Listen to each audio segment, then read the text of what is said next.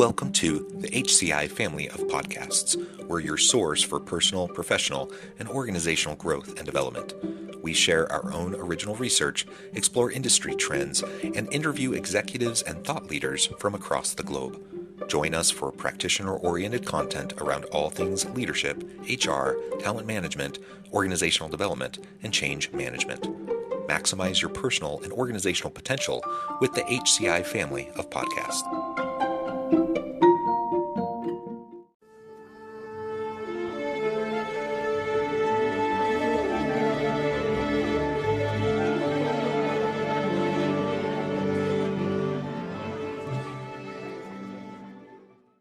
Julie Noonan, welcome to the conversation today.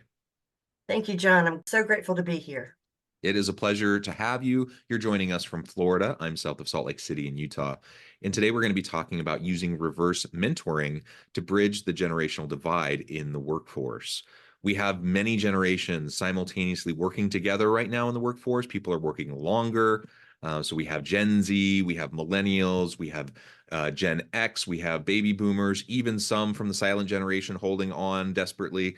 And the reality is people are just working longer careers than ever before, in part because of longevity, and people are staying healthy longer, in part because of the economy and people feeling like they need to. Anyways, regardless of the reason, we have to figure this out. We have to figure out how we can work together better and more effectively. And sometimes there are these generational divides. And I always want to be careful. Like, we don't want to make sweeping over generalizations. Obviously, there's not a monolith when we talk about a particular generation. Everyone's unique. Everyone has their own unique priorities and values and whatnot. But in the aggregate, as we're kind of talking about these different groups, it can be helpful to think about how can we help them work together more effectively.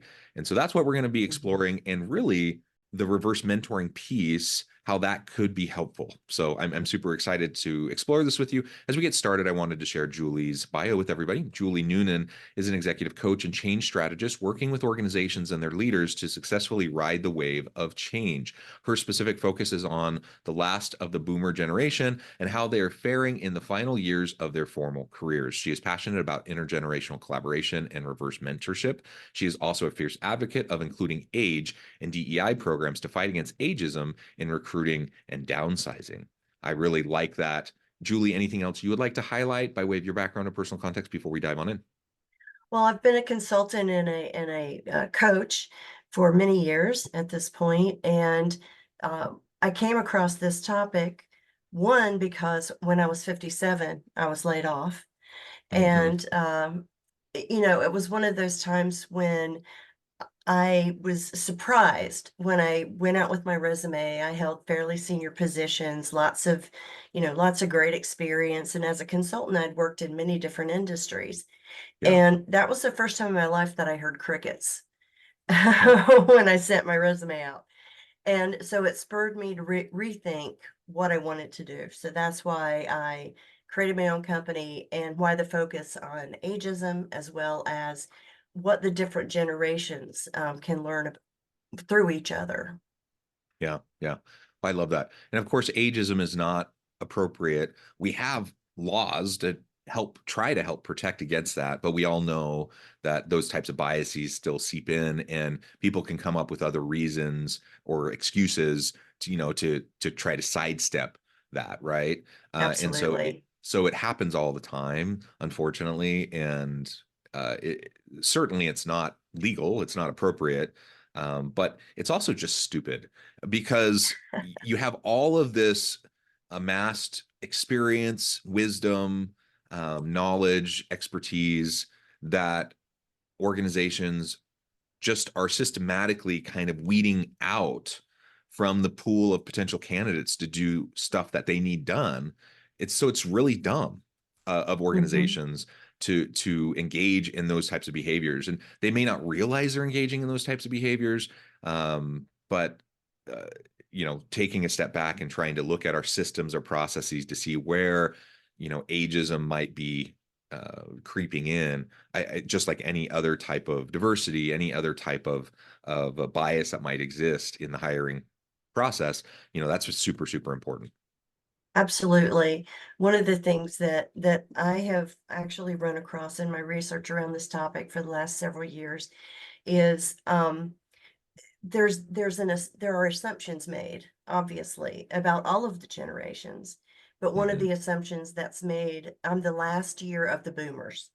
Mm, One of the assumptions that's made is that I don't know technology, yeah. that I'm afraid of technology, that I am not innovative enough, that I'm super competitive with fellow women executives, because that's how most of us were raised in my generation, is to compete not only with our male counterparts, but also with our female counterparts.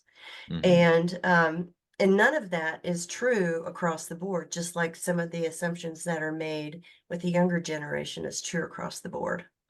Right. So, when I started to see these things creeping in, one of the things that I did was talk with a lot of my clients and did a kind of a survey with them. And I said, what are the things that you're the most worried about?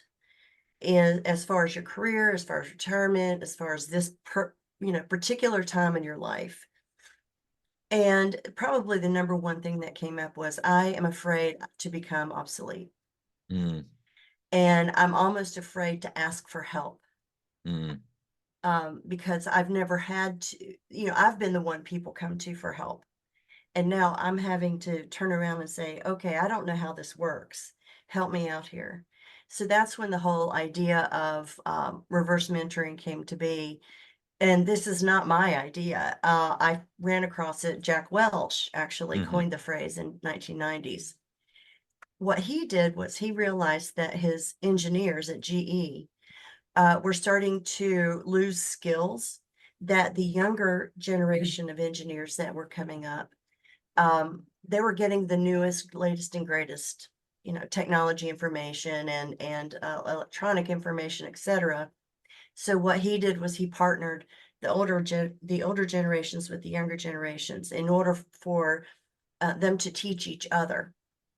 And so when I ran across that, I thought, oh my goodness, this is the answer, because it's a non-threatening way to ask questions of your mentee mentor. It is a partnership. It is not hierarchical in nature at all. Yeah. And it actually works well for me. I had been experiencing it without even knowing that with one of my partners, one of my 1099 employees.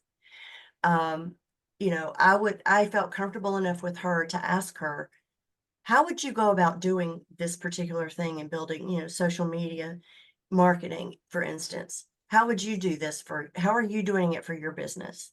She would teach me, and then she would ask me questions about, politics, or Hmm. how do I negotiate with this particular client, etc. So we were co-mentoring each other, Yeah. and then I started to implement that in my practice. Yeah. I love that. I love the reverse mentoring idea. I love the co-mentoring idea. I Mhm. think both of those are very powerful. And yeah, just breaking down the assumptions around stereotypes. Now, does it hold? Are there? Is there a reason that those stereotypes exist? Yes, of Yes. course. I think of my father, who's a baby boomer, and I'm like, oh my goodness, anytime he calls and wants help with anything technologically oriented, I know I'm in for a wild ride. Oh yeah. It's gonna something that I am comfortable with and could do in like 2 minutes. I'm gonna spend 2 hours, trying to explain. Mhm. And so that that is my dad, and he will fully admit that, right? Like, I'm not saying anything he wouldn't joke about himself about. Absolutely. But my dad is not everybody. Like, there are plenty of people my dad's age that are very technologically savvy, and understand and stay up to date on those types of things, and are very, very capable. And it's when you look at the reverse types of stereotypes with like millennials and Gen Z, a lot of times they get a bad rap for being kind of entitled, or not willing Mm. to pay the dues, or they don't have social skills, they can't interact with human beings face to face, or like, you can name the stereotype. Does it apply to some? Is it a challenge and a struggle for some? Sure. But Is it for everybody? Absolutely not. So, I mean, Mhm. it's anytime we talk about any of these diversity issues, I just think it's so dumb because you're unnecessarily um, thinning out the recruitment pool of good, talented people based on assumptions. And whether it's Yeah. reverse age discrimination, not hiring someone because they're young and you think they're not capable, or whether it's traditional ageism or racism or sexism or bigotry of any sort, regardless, we should be looking at, are you capable to do the work? Can you perform the functions of the job? Do you have the skills necessary and the competencies necessary? Or are you teachable so that you can learn the things that perhaps you don't know if you're pivoting in your career? Those are the types of things we should be trying to ascertain. But we take mental shortcuts all the time and we lean on these biases and we lean on these stereotypes. And it's to our detriment. It's to the detriment of the individuals as well, of course, because then they struggle to find positions. But it's to the detriment of the organization. It just doesn't make sense. It's really stupid from a business case perspective. And so we need to learn how to get past that. The co-mentoring, the reverse mentoring, it's a perfect way to do it. And it can be really formalized. I mean, you can have formal Mhm. mentoring programs within organizations, but it can be very informal and organic as well. Like we can start to develop cultures of mentorship within our organizations where anyone and everyone mentors each other and helps each other. And it's like continuous upskilling and learning and development where we're all supporting each other in that. That's the type of organization I want to work for. And I would suspect you were talking about, a client who is a baby boomer, like fearful of being obsolete. Everyone is fearful of being obsolete. And I bet that person would really love to be in a workplace where they feel safe to ask questions, where they feel safe Yes, to seek help, and that they're not going to be like found out as being obsolete, right? Because absolutely. that's what I heard when you shared that. I'm like, oh, they're worried about people finding out they don't know what they're doing and being branded as obsolete and then losing their job. And that's Mhm. terrible. If that's the kind of toxic environment that we have the power to create a more energizing, empowering, learning type of culture and environment of mentorship. Absolutely. I think that when I heard that, and it was a pretty consistent finding when I did the research with my client base, it was, I don't want to be obsolete. I'm Yeah. terrified that they're going to put me on special projects. Hmm. They're going to put me out to pasture. I'm not ready. Um, and people now are redefining what retirement means For sure. because Yeah. it's not an age anymore. Sure, from the federal government perspective, and when when I can get Medicaid or Medicare, that matters. But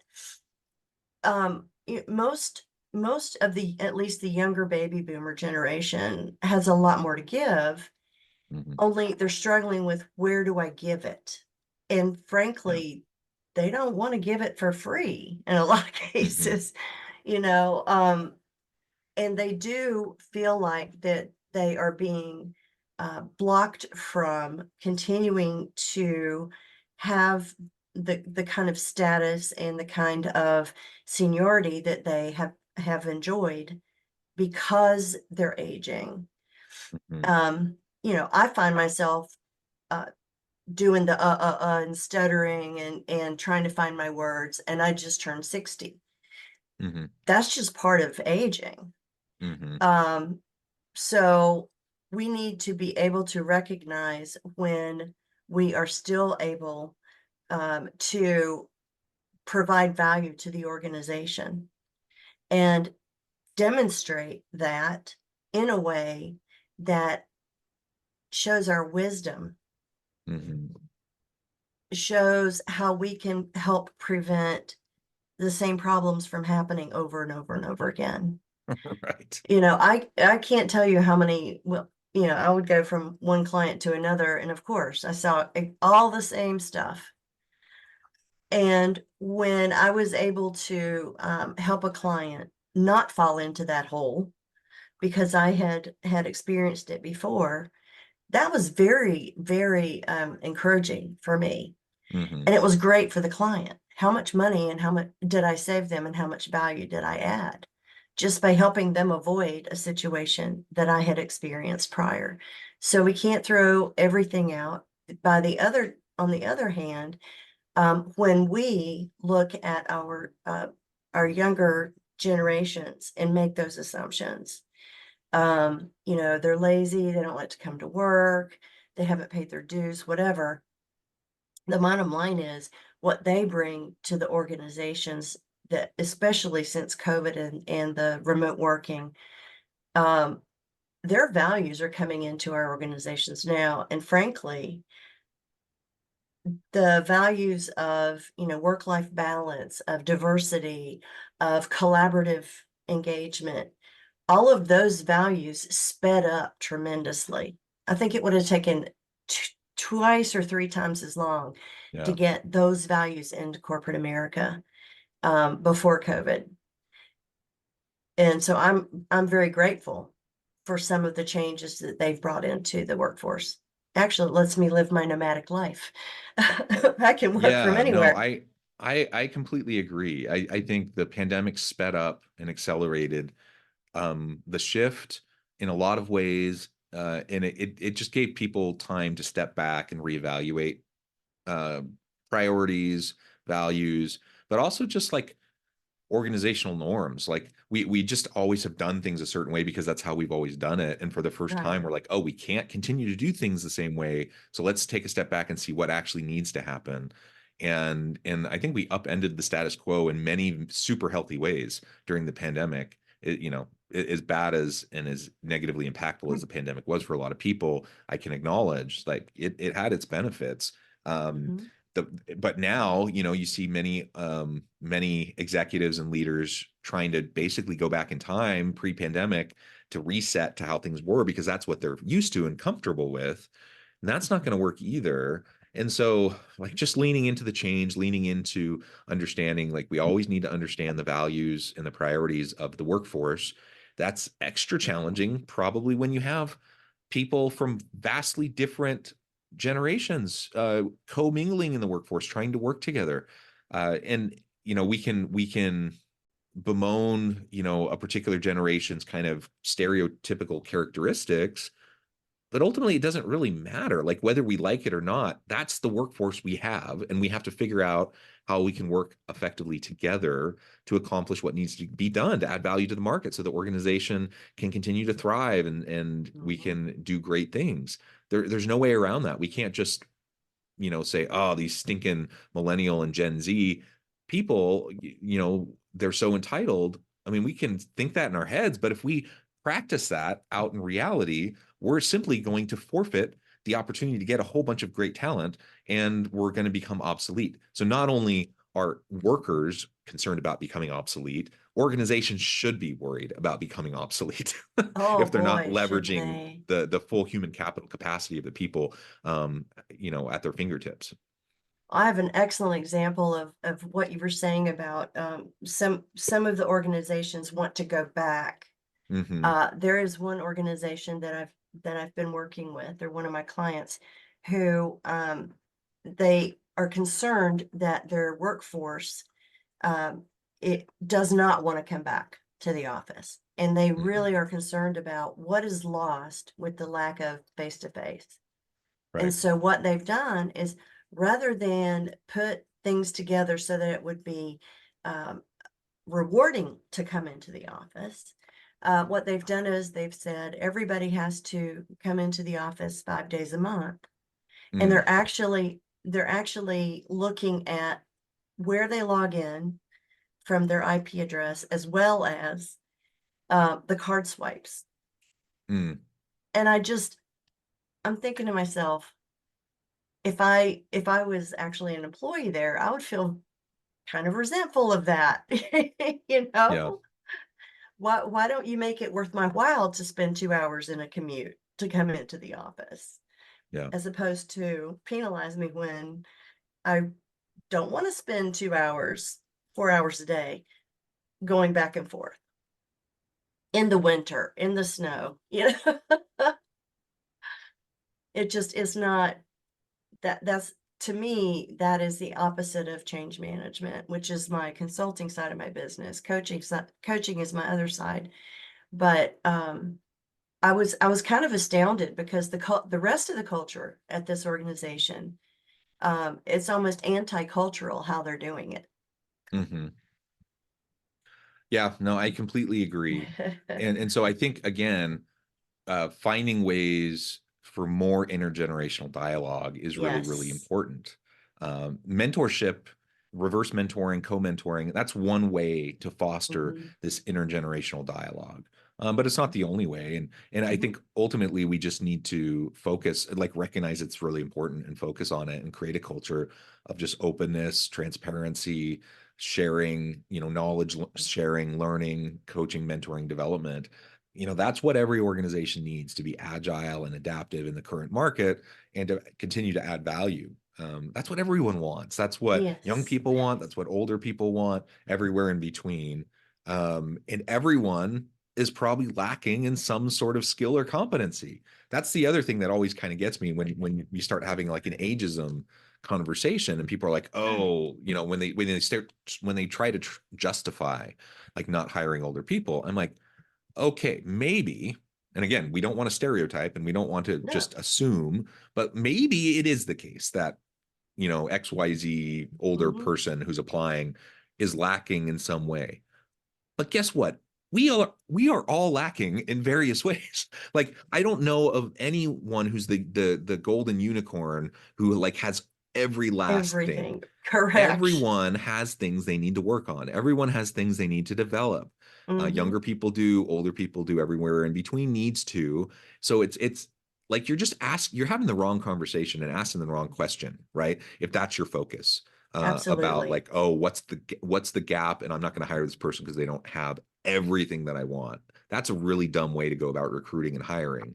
And so, especially in a tight labor market, especially in a Mm-hmm. skills deficiency labor market, um, we have to figure out internally within organizations how to reskill and upskill our people and just accept, like, yeah, most people, the vast majority of people are going to be deficient in one way or another, maybe multiple ways.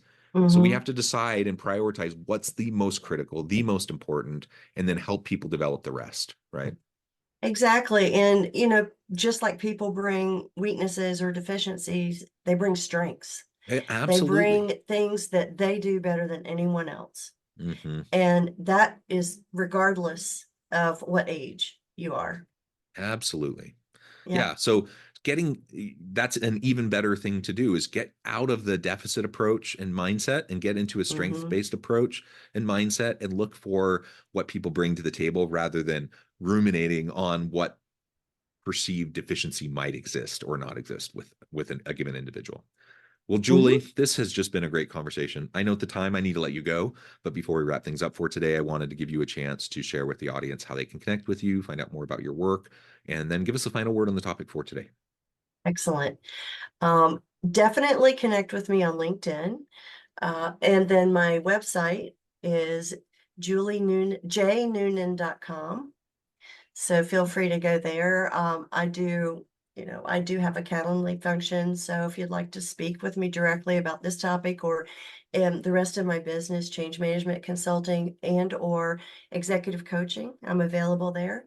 And the last word on this is people are extremely talented when Yeah. you let them show their talent. And that also means letting them continue to learn, Mm-hmm. Mm-hmm. regardless of where they are in their career. Yeah. Amen. Well said. Mm-hmm. Julie, thank you so much. It's been a real pleasure. I encourage the audience to reach out, get connected, find out more about what Julie can do for you. And as always, I hope everyone can stay healthy and safe, that you can find meaning and purpose at work each and every day. And I hope you all have a great week.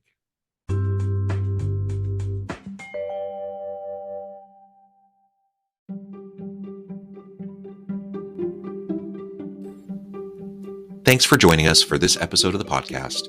We hope you stay healthy and safe, and please join us again soon.